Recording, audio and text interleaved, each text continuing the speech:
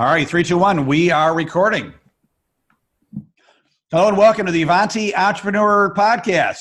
I am Dave Mammano, your host, and we're here to help with entrepreneurial achievers and business owners and leaders move forward so that they can reach their potential. I do this by interviewing the nation's best movers and shakers, in my opinion. And today I have on the show, in my opinion, I think in a lot of people's opinion, a great mover and shaker, Gino Wickman. Gino, welcome to the show. Thank you so much, David. Glad to be here. And I am honored and blessed to have you on the show. We've talked about the fact that you don't pride yourself on being this guy that's all over the place speaking. You really like to create, right? Create this incredible value. And then it just is kind of mushroomed into this incredible brand, which we're going to talk about, EOS Worldwide. An incredible set of books. Everybody, I think it's safe to say most entrepreneurs have at least heard of the book Traction, if not read it, and more. So really, you just being behind the curtain, making mad scientists creating all this goodness. Like it or not, has made you kind of famous, Gino. And so, and I know you don't love it as far as being in the spotlight, but I truly am honored that you chose the Avanti Entrepreneur Podcast to come and talk about some of your new adventures, which is a book we're going to talk about. So once again, thank you so much. It's my pleasure to be here. We've been talking about this for a couple of years, so I'm glad it finally came into fruition, and thrilled that I'm doing this with you. Absolutely, and we'll get this out of the way before I forget. I want to thank Rob Dubay and Marissa Smith for connecting us, and that's when we started talking. And I know when I first read your book, and Rob is so modest, right? And Rob's been on my podcast twice. I think a lot of Avanti people know him, and he didn't mention that he was in the book, right? So I'm reading the book, and I Rob Dubay, Image One. And I'm like, Rob, oh my goodness! And I believe he was one of your first clients with the EOS program, right? Amazing guy. Amazing. That was a great choice for one of your first clients. Let me tell you. I got lucky. So, Gino, I want to read your bio, and then we'll dig a little bit deeper about some of your latest adventures. Sounds great. So, Gino Wickman, as an entrepreneur since the age of 21, he has had an obsession for learning what makes business and entrepreneurs thrive. At age 25, he took over the family business, which was deeply in debt and in need of help. After turning the company around and running it for 7 years, he and his partner successfully sold the company. Gino then set out to help entrepreneurs and leaders get what they want from their business. Based on his years of real-world experience, he created the Entrepreneurial Operating System, EOS, a practical method for helping companies achieve greatness. He has personally delivered more than 1,800 full-day sessions for more than 130 companies, helping them implement EOS. He is also the author of the award-winning best-selling book, Traction, Get a Grip on Your Business, as well as Get a Grip and Rocket Fuel, How to Be a Great Boss, and What the Heck is EOS? Gino is the founder of EOS Worldwide, an organization that helps thousands of businesses implement EOS with the aid of an international team of over 300 professional and certified EOS implementers and online support. There are more than 60,000 companies using EOS around the world. Gino is now devoting time and energy towards helping entrepreneurs in the making get a huge jumpstart on taking their entrepreneurial leap, which is why he created Leap. And that's what that's mostly what we're going to talk about. But Gino, for those living in a cave, I want to spend just a few minutes talking a little bit more about EOS. And the bio does a great job. But if you don't mind, and actually we've had a lot of EOS coaches, implementers on the show, and they've talked about the incredible success they have and the incredible results they have, right? I almost envision the entrepreneur has a really great car, but really doesn't know how to drive it on his own or on her own, or not really maximizing the performance. So EOS will come in and open up the hood and really look at every part of the engine, every part of the motor, every part of the car, and take a deep breath with the founders, the executive team, and really plan out a vision of how they can make every piece and part work to its optimal potential, and that everything is syncing together. So we can get that Ferrari running like a Ferrari. That's kind of the metaphor about how I feel. And I've used EOS myself. There's a local guy here in Rochester, Jamie Cornelson, and I've been through the program with him, and he's wonderful. And for a lot of, I will say, frenetic, manic entrepreneurs like myself, you call them visionaries, right? A lot of people call us, insane. So thank you for the word visionaries, or a little bit better. It's an incredible system to add some structure, some process, and some systems, to our manic, frenetic brains, right? And I was calling Jamie. I go, wow, you're almost like a Roy to my Walt, right? Like Walt would always say, like, thank God for Roy, right? And so, I would, if you could just give us a quick overview of, some of the benefits and the value that EOS brings to the table, and just, some of the things that you're really proud of over the years that EOS has become. Yeah, that's great. And, I always hope that this will be educational, because I certainly don't want it to be all about me or any kind of a sell job. So when I hear you say all that, by the way, you put that in a nutshell very well. So you obviously get it, and everything you said is accurate. And as you're talking, it makes me think about, I want to go all the way back to the beginning, because we sit here today with this great system called EOS that helps entrepreneurs get everything they want out of their businesses. And it's not like it was this moment where I said, I'm going to create EOS, and I set out and created EOS. So the learning, I hope, because, a lot of entrepreneurs are listening to this, is it goes all the way back to a passion for wanting to help entrepreneurs and wanting to help them get everything they want out of their businesses. And so the point I'm trying to make here is our target market at EOS Worldwide is that entrepreneur, that entrepreneur that built a privately owned company, 10 to 250 people typically, and most of these entrepreneurs, they're frustrated, and it's tough, and it's challenging what they're doing. And so the whole focus is on making their lives better, giving them more freedom. And so 20 years ago, when I set out to do that, it wasn't EOS, it wasn't a system, it wasn't the tools that they were. And so what I did for 5 years in working with clients like Rob Dubay, I practiced on these people for 5 years. I did 500 full-day sessions. And what would happen is, it was a matter of just testing and honing and refining tools and ideas and figuring out what works. And so shoot forward 5 years later, that's when EOS ultimately was EOS and the 6 key components, and taking a holistic approach to helping an entrepreneur build an amazing company, going to the root of all of their symptomatic issues and solving them, and then shoot all the way forward to today. Like you said, we have 300 EOS implementers all over the world, making a huge impact on these entrepreneurs. And at the end of the day, it's all about those entrepreneurs. And so we're obsessing all day, every day about that target market, which is our target market. As every entrepreneur out there listening should be doing, is know your clients better than they know themselves, and you will put a dent in the universe. So long answer to your question, but there's the answer to your question. No, I love it. And I think what EOS and all of your implementers bring to the table is that, so if you're going to do it right, and I've applauded you for what you've done, it is the ready, aim, fire approach. And so many people like myself that are those visionaries, we get that mixed up, right? Ready, fire, aim, fire, fire, fire. I mean, fire is somewhere before where it's supposed to be. And in fact, I always say it wrong. I'm like, ready, fire, aim. I'm like, oh no, it's ready, aim, fire, so I can't even say it the right way. And you guys bring that approach where it's like, all right, before we fire, let's get the ready aim. Yeah. And it's not always enjoyable or natural for a visionary entrepreneur, but you guys really implement that process to make sure that before we're spending a lot of money, spending a lot of time, bandwidth, all that stuff, that things are lined up the right way to have the best shot of success. So love the work that you're doing. You're doing some great work in the world, and congratulations. Thank you. So that being said, you made your dent in the universe with EOS, and you could have spiked the ball and said, "Hey, this is great. I'm going to go golfing, take it easy a little bit more." But instead, Gino 2.0, maybe we'll call it, right?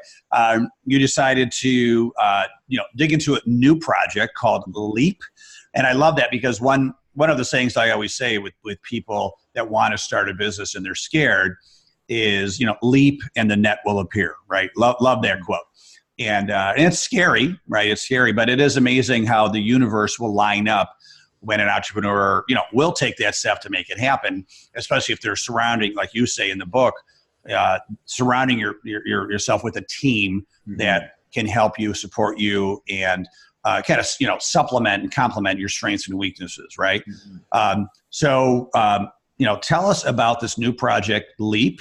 And then, of course, I have a million questions. Oh, I love it. No, I appreciate that. And, just to back up one little step there, when you talk about I put my dent in the universe, the reality of EOS Worldwide is, it is at 5% of its potential. So the mission is not done. The goal is not achieved. And I actually sold that business last year. And so what happened over a 5-year period is my partner, Don, and I completed a succession plan, replaced ourselves with 2 rock star visionaries and integrators that are taking the company to the next level. And we were free from the company. It was self-sufficient. And we just decided it was time to sell. But one of the big reasons I decided to sell is to free up my energy to focus on this next thing. And so EOS Worldwide is alive and well, and that number of implementers keeps growing and the clients keep growing. But we are nowhere, we're not ringing the bell or celebrating anything yet. There's a lot of work to be done.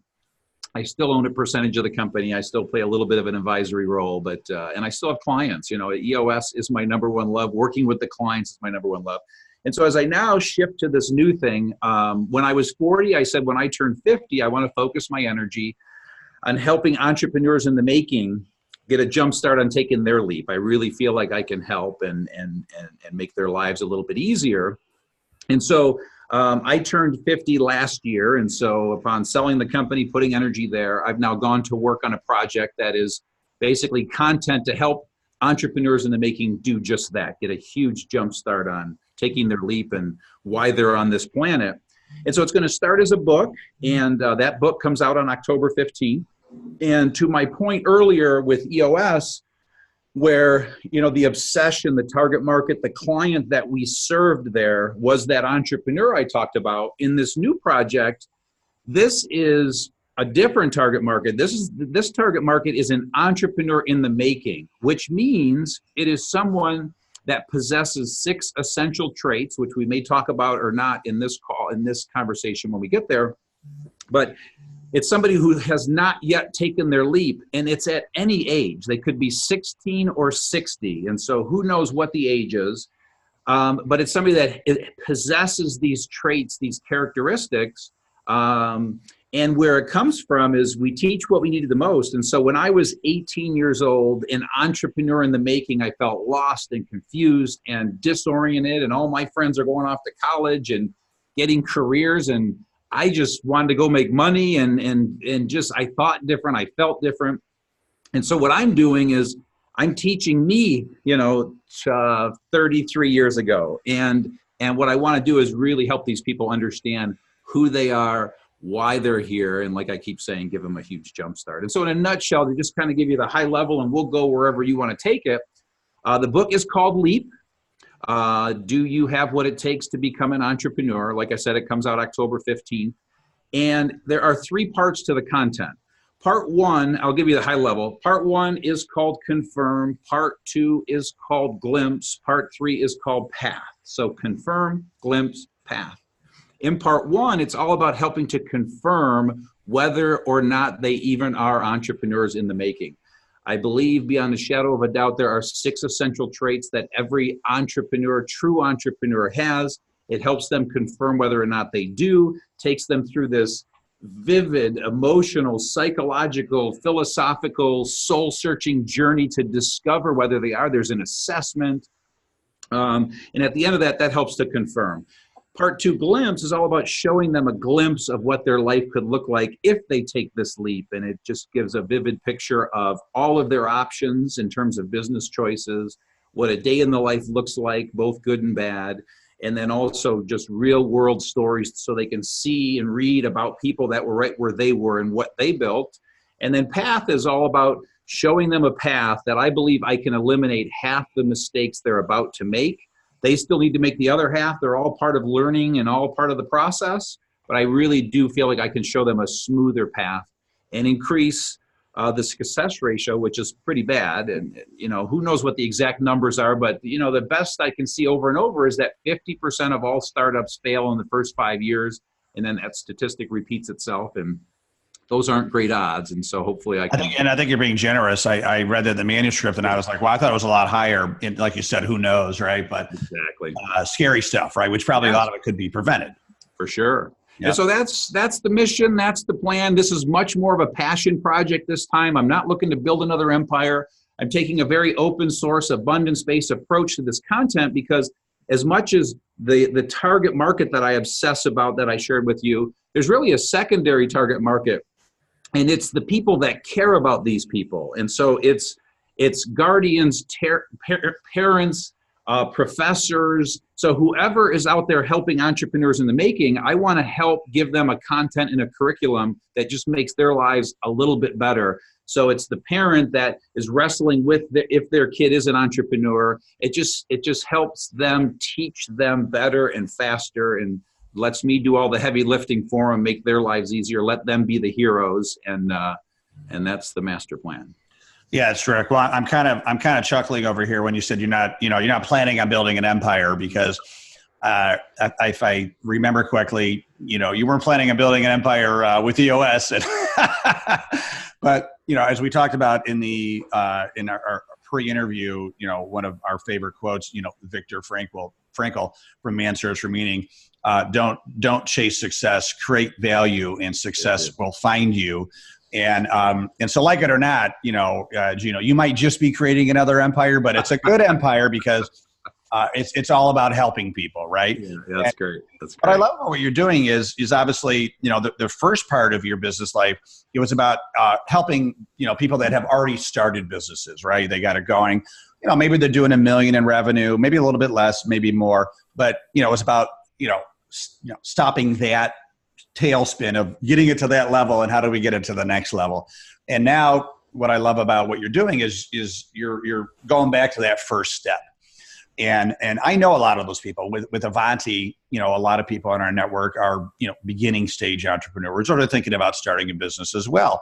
And it's a very scary stage. There's a lot of self-limiting beliefs, and in your book you talk about, some of those self-limiting beliefs may be like, well, I didn't finish college, right? And you talk about all the, Walt Disney. I mean, all the famous people that either didn't go to college or, didn't finish high school, right? So it's trying to take some of these self-limiting beliefs off the table. And actually saying, well, and actually you're in good company by not finishing college sometimes, right? Exactly.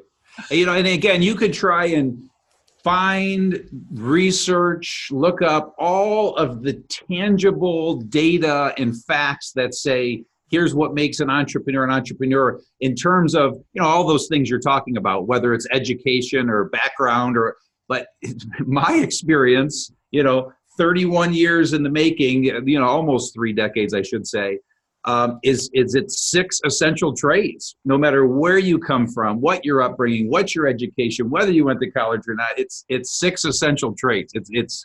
It's nothing more than that. My humble opinion and experience. I'm just speaking from experience. Sure. Well, 30 plus years, I think the credibility of experience is there. So tell us about the confirmed phase. Entrepreneurs, are they made? Are they born? And then I want to dive into those 6 traits too. Yeah, cool. So, if I haven't already let that cat out of the bag, I really believe you're born with it. And so it's not something you can learn. I believe it's inherent. I believe you're born with it. And it's amazing, how many people agree with that. But then also there are people that disagree with that. And so who knows? I would certainly debate it to my death. And it's nature over nurture, So with that, assuming that's true, the next question is, what are those 6 essential traits? And so what they are, I call them visionary, passionate, problem solver, driven, risk taker, and responsible. Okay. And so those words can be said many ways.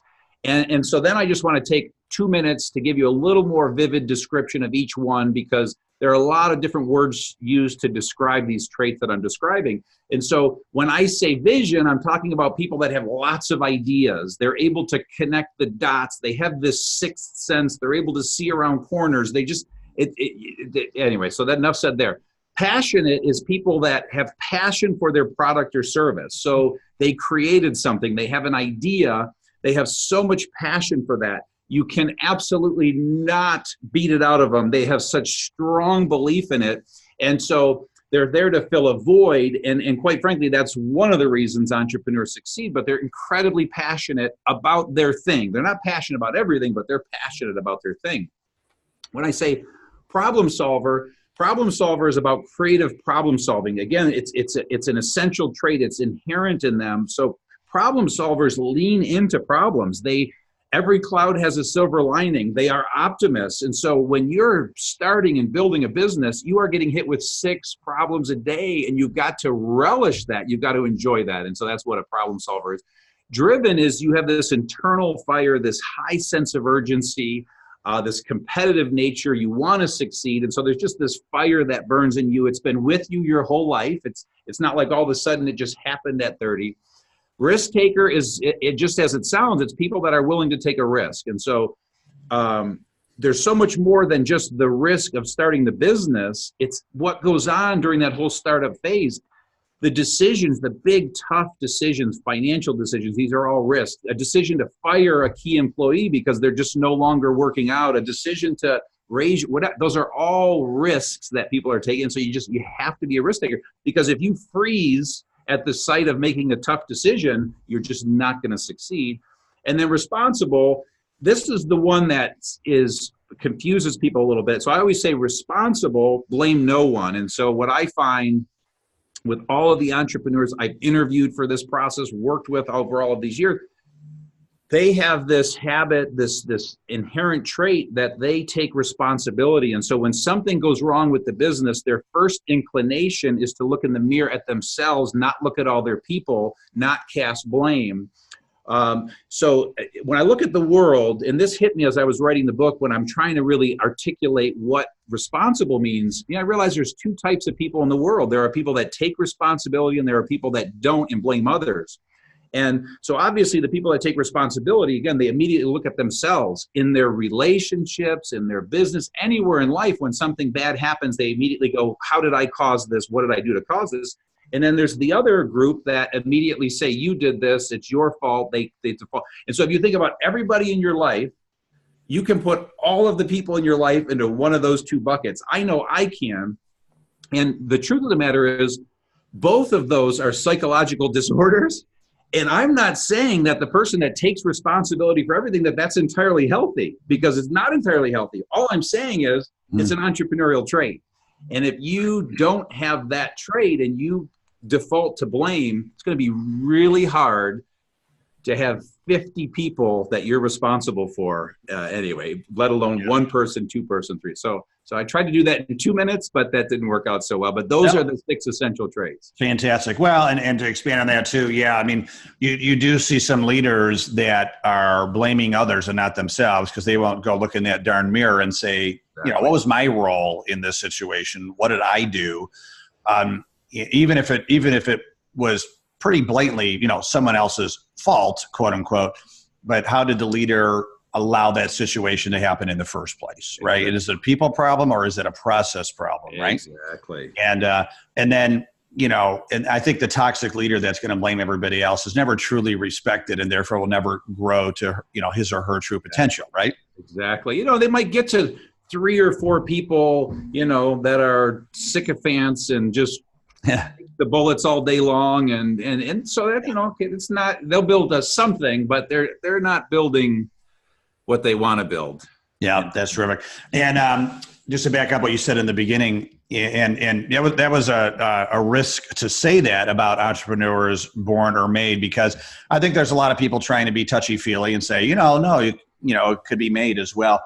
I tend to agree with you. Like, I will raise my hand and say, you know what, if I lived in communist Russia and they forced me to be an engineer, I would be a terrible one, because I wasn't born to be an engineer. I wasn't born to be an architect, right? Not in my brain. Right. And I agree with you too. I think someone asked me a couple of years ago, actually now, like, when did you know you were an entrepreneur? And then I thought about it for a while, and this story came up. So I live in Rochester, New York, upstate, and I was 6, right? So it's February in Rochester, and you might think of snow, and you'd be correct. Mm-hmm. And I remember we were on break, and I told my parents I wanted to go make some money because I was bored, and I grabbed my shovel, and I went door to door to shovel driveways. Well, it's already February, so, very nice people, nice little Dave who's 6 and kind of cute, right? But, oh, Dave, we already have a service, or, my kids do it, whatever. They were all set. And I remember like walking back feeling a little dejected because I had no money in my pocket. And then I had an idea to change the rules. And I said, I'm a cute little 6-year-old, right? So I went to the next street over where they hadn't seen me yet. And my idea was I was going to shovel the driveway first, right? So I shoveled the driveway first. Then I went to the door and held the shovel a cute little way, tilted my head. Hi, I'm Dave Mammano from the other street. I just shoveled your driveway. Every person, except one, and I remember who it was, but every person, $1, $5, one couple gave me $20. Wow. I came back with loaded pockets, right? And so I'm like, that's probably when I should have said, Dave, you're going to be an entrepreneur, right? and I talk about that in the book as well. I mean, if you look at these successful entrepreneurs, in almost every case, I want to say every case, that's what they did between ages 5 and 18. They were doing money-making ideas in school and things like that. And there's some great examples in there. But to what you said, I know that it's controversial to say you're born with it. And I also know that I'm going to break some hearts with this book because, imagine the people that go through the confirm step and confirm that they're not. But I take no pride in that and no pleasure in that. But if my take on that process is that I'm helping both people. I'm helping the entrepreneur in the making that is realize they are and show them a life that they were born to do. And for the one that isn't, I'm saving them 5 to 10 years of hell and suffering. And I really feel like I'm doing them a favor. And then I talk about in a small way, options if you don't have the traits. And I go through a few scenarios. But bottom line is, if you want to be in the entrepreneur game and you don't have the traits, then partner up with a true entrepreneur. If you want to be in that crazy, wacky, wild, and crazy world. But I feel like I'm doing a service, and I hope to, greatly increase the success rate of these startups, which, like we talked about earlier, is rough. Those numbers are pretty rough. Yeah. No, you're coming from a good place for sure. So part 2, let's dig into part 2 a little bit, which is glimpse. Mm-hmm. So if you don't mind, tell us a little bit about that. Yeah. As I mentioned, there's it's kind of 3 things in there to really oversimplify what's in there. The first is showing that entrepreneur in the making all of their options, meaning businesses, industries, sizes. It's helping them to really decide what they're drawn to, because every entrepreneur cannot succeed in every business. So it's not like if you're an entrepreneur, you're going to be successful in business. You've got to decide what you're drawn to. And it's things like, are you more of a B2B person or a B2C person? Those 2 worlds are so different in business. And so you got to have some clarity around that. All of the types of industries that are available to you as an entrepreneur, getting clarity around that. Are you a product person? Are you a service person? Those are 2 completely different worlds. And then what size is important to you? Do you want to build $1 million company, $1 billion company? Not everyone is cut out to build $1 billion company, and there's no shame in building a $2 million company, a $5 million company that throws off a 40% profit. So it's creating this vivid picture to see what they're drawn to and draw them into that. It then gives lots of success stories of real world entrepreneurs and what they did and how they built it, and so you get a sense of people who were you were. And then I show a day in the life, both a day in heaven and a day in hell. I show them kind of the ideal scenario and the worst case scenario. And on there's the dream and the nightmare. In the nightmare scenario, I then offer up 8 mistakes to avoid that nightmare scenario. But I want them to see the contrast. And so that just kind of paints a vivid picture so they know what this life is all about, what their options are. And for somebody that has those 6 essential traits, it just absolutely draws them in, fires them up, gets them motivated. And that's the real fast version of step 2. That's excellent. I know in the book, you have one of the nightmares or one of the problems is not having a vision, right? What about having, as many of us do, many visionaries do, having too many visions, right? Or not being able to stop the vision train. I mean, it's, oh my God, one vision after another, and then the rest of the team has whiplash because there's 20 visions last month, right?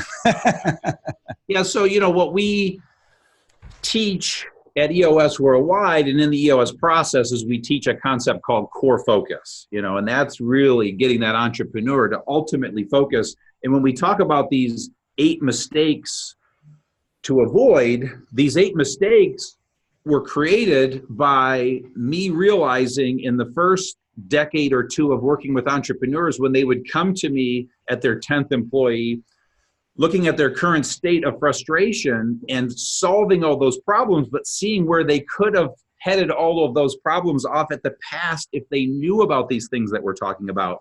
And so one of them is that, yes, they're just kind of doing too many things, or they got themselves into 2 and 3 businesses, not one.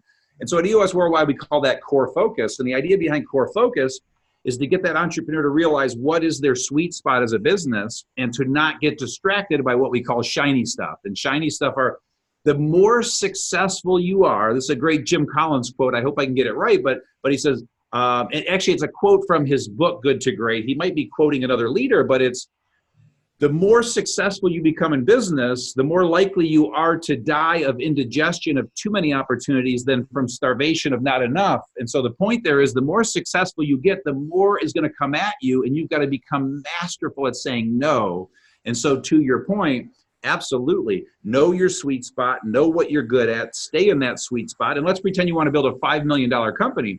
If you can go do $5 million in business in that sweet spot, why on earth would you look anywhere else? And so, yeah, it's all Right. about, keeping that entrepreneur focus, certainly later in life, but also out of the chute. Yes. And that one of those mistakes I'm teaching them to do is get clear on that vision. I show them how to get clear on their vision for their organization. But there's a difference because when they're becoming a mature company, they absolutely have to stay true to their core. When there's a startup, the plan's going to change like 6 times in the first 3 years. And so they have to masterfully decide what is shiny stuff and what isn't. And so this is where there's not this perfect answer, because the plan they start with is not the one they're going to end up with. And so in that case, sometimes they do have to go, okay, this idea isn't entirely working, so I need to change the plan a little bit and shift to something more like this. So I don't know if I'm making sense, but Absolutely. No, no, you're making a lot of sense, and it does. I mean, a lot of stuff you were just talking about too goes back. You said Jim Collins, that hedgehog concept. Just have the core, be great at one thing. Exactly. And focus on that. And I really appreciate you saying, giving permission to say, you know what, if you've built quote unquote only a $2 million business or only a $5 million quote unquote, and that is fantastic. Oh, right? Don't get me started there. And so I can go on a rant on that, but I won't. I'll do a mini rant, because it is so impressive when an entrepreneur builds a $2 million company, and just a $2 million company maximizes the profit. I know businesses, they're making a 50% profit margin. And they stay true to their core. They love what they do. They're happy. I mean, that is respectable. That should be admired. That should be relished, worshipped, whatever the word is, because building a $1 billion company is not all it's cracked up to be. It makes me crazy when these entrepreneurs talk about wanting to build a $100 million company, because I ask why, and it's never a good reason. It's ego mostly, right? They just don't get it. And now, some of the happiest people I know have $3 million businesses. They're making $200,000-$300,000 a year. They have time for their fitness, their family. I mean, their friends, and they've got like the best life ever, right? And are they happier than the guy running the $1 billion business? Probably. Exactly. And so in that, we're using 2 million as the example. I would use that example for 5 million and 10 million. There's no shame in a $2, $5, $10 million business. And I would suggest, so let's pick a number in there and say a $7 million company. You're focused on your sweet spot. You've got great people around you.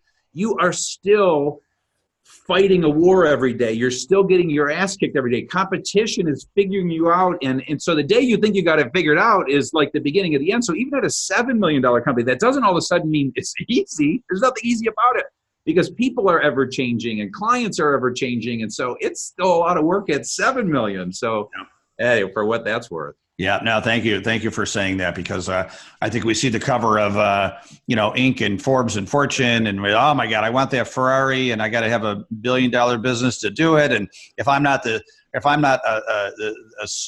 Uber type of CEO, then I'm a failure, right? Yeah. So a couple things I want to say that I want to make sure I clarify as we're talking about LEAP, because I want to make sure hopefully we're not alienating your audience, because I think about kind of 3 types of people that are listening. And certainly if you have entrepreneurs in the making listening, that's what this content is for. And that's what this book is for. But also you have people listening that have entrepreneurs in the making in their lives, be it teachers, parents, professors, guardians, aunts, uncles, whatever it is. And so if you believe you have somebody in your life that has these 6 essential traits and are exhibiting these crazy characteristics we're talking about, this book is for them, and it's just a great way to help them know who they are, but also to help you know who they are. And then the third, I also want to be really careful about, because if it's coming clear what we're talking about, LEAP is about creating content to help an entrepreneur take their leap and start up. And from the day they start up, I've got nothing to give them. And then when they get to their 10th employee and become mature, EOS is for them. And so that stuff in the middle, I'm not playing in that field, if you will, and there's so many resources. And so you have people listening that are in startup phase, and it might be helpful if they're struggling to read LEAP and decide, do I have these 6 essential traits? Did I make a mistake by taking this leap? And it does give some nuggets, but I also I'm trying to be clear in terms of who this is going to help and who this content is for. And the other thing I want to say before I forget is there is an assessment. I talked about the assessment and confirm. Your listeners can go to e-leap.com and take the assessment online, and it gives them a result in terms of, do they have these characteristics and traits? And then there's also a free downloadable chapter they can download as well, because the book doesn't come out till October 15th. So I just want to make sure we said all that. Yeah. And we're here in August, so a couple months. So in the meantime, they can go to e-leap.com to take the assessment and to get the free chapter. Yeah. And we'll have all this in the show notes at AvantiEntrepreneur.com. Right. Click on podcasts, Gino specifically, and everything will be in the show notes. So Gino, we have one more part, and this is called Path. Yeah. So tell us about now that we get on the often bumpy road of the journey. How can you help them make it a little less bumpy? Yeah, and so the way I like to describe this third piece in Path is there's no perfect system for building a business. There's no perfect system for a startup. And I will admit it's a little maddening to me when somebody does try to show, here's the exact step-by-step process to build a business, because there just isn't one. When you weigh in all these factors I'm talking about in terms of all the types of businesses and industries and product and service, and B2B and B2B. There's so many ways to do it and different types of customers.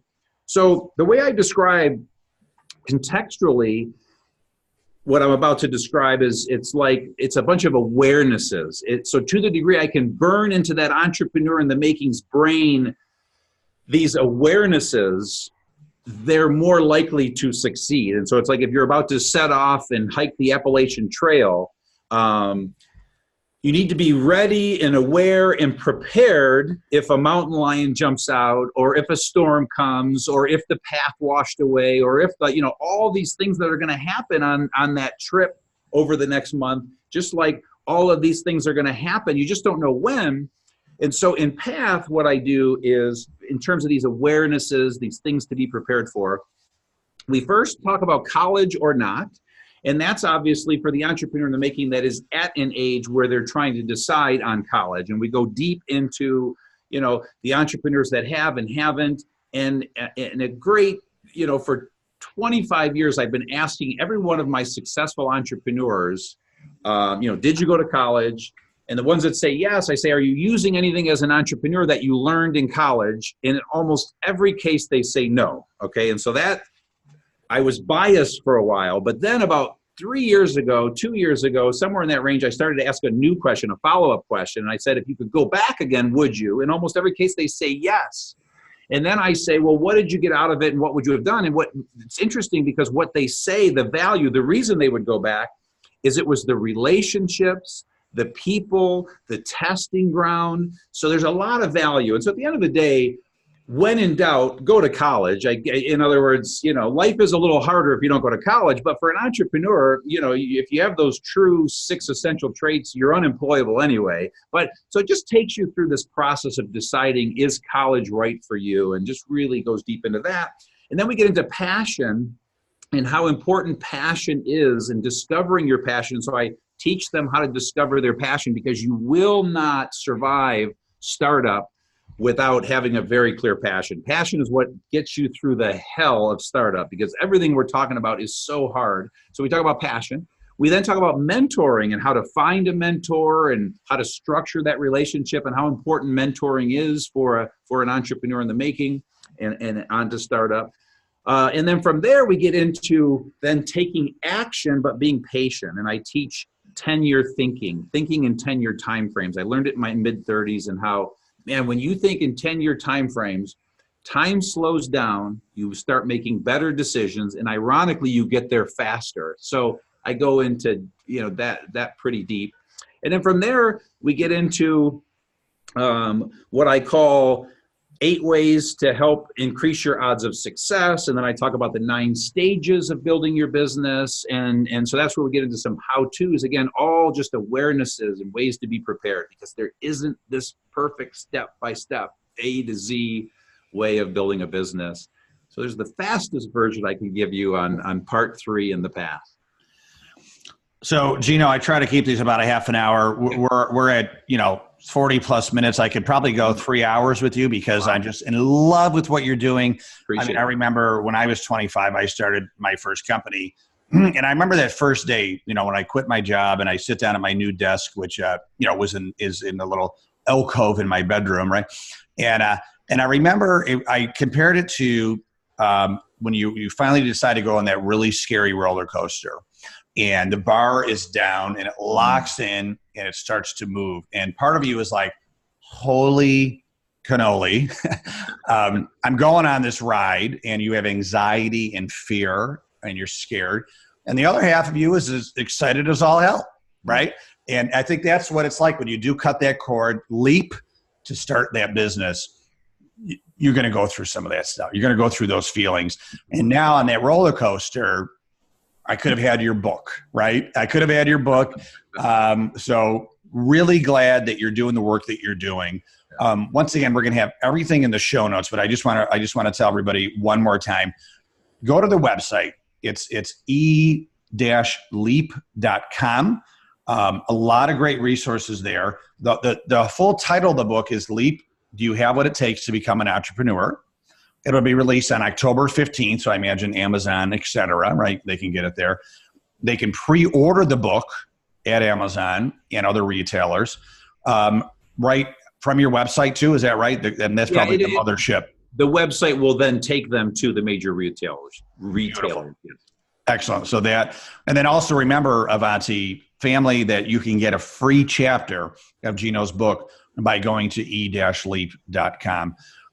Gino, really such an honor. I've been a big fan of your work over the years. You've helped me tremendously calm down my mad scientist, frenetic, visionary stuff, and I truly appreciate it. And congratulations on this new leap for you. And I know you're going to make some great impact, and wishing you continued massive success. Thank you so much. Great to spend time with you. Absolutely. And I also want to thank the Avanti listeners, viewers, once again, honored by you giving me your time to learn and grow.